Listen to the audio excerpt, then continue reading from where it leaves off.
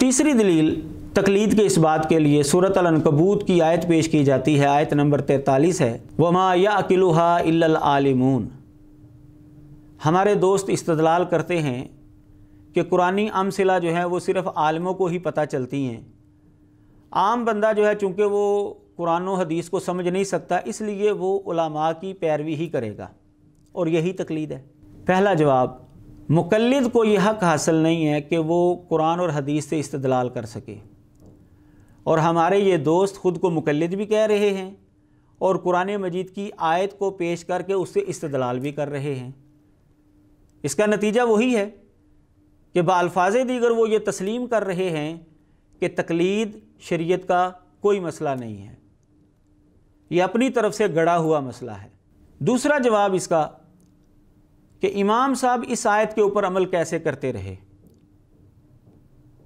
तो अगर वो किसी की तकलीद करते रहे तो दर्जा इज्तिहाद पर फायज नहीं हो सकते, और अगर उन्होंने इस आयत के ऊपर अमल ही नहीं किया तो फिर भी उनको मुज्तहिद कैसे कहा जा सकता है। इसका मतलब ये है कि बाल्फाज़े दीगर वो ये तस्लीम कर रहे हैं हमारे दोस्त कि इमाम साहब कुरान के ऊपर अमल नहीं करते रहे। तीसरा जवाब इसका ये है कि अवाम जब उलमा से सवाल करेगी तो उलमा उनको जवाब देंगे, तो जवाब के अंदर वो अपनी राय बताएंगे या कुरान और हदीस का मतलब बताएंगे। ज़ाहिर है कुरान और हदीस का मतलब बताएंगे उनको, तो जब वो कुरान और हदीस का मतलब बताएंगे तो इसको तो तकलीद नहीं कहते। और अगर वो अपनी राय बताएंगे तो फिर राय के ऊपर सवालात उठेंगे कि वो राय कुरान और हदीस के मुताबिक है या मुखालिफ है या इल्म नहीं है। मुताबिक है तो तकलीद ख़त्म, मुखालिफ है तो हराम काम किया, और अगर इल्म नहीं है तो बेइल्मी की बुनियाद पर फतवा देना शरई एतबार से दुरुस्त है, ये भी गलत है।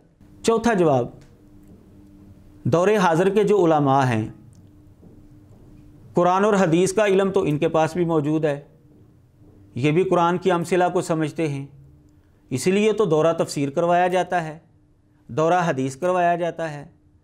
तो क्या अवाम इनकी भी तकलीद कर सकती है, और क्या ये ख़ुद को मुज्तहिद कहलवा सकते हैं?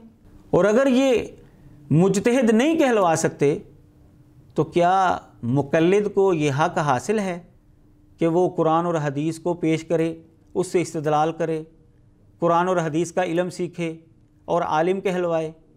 उसूली तौर पर उसको ये हक़ हासिल नहीं होता। व आखिर दावाना अनिल हम्दुलिल्लाहि रब्बिल आलमीन।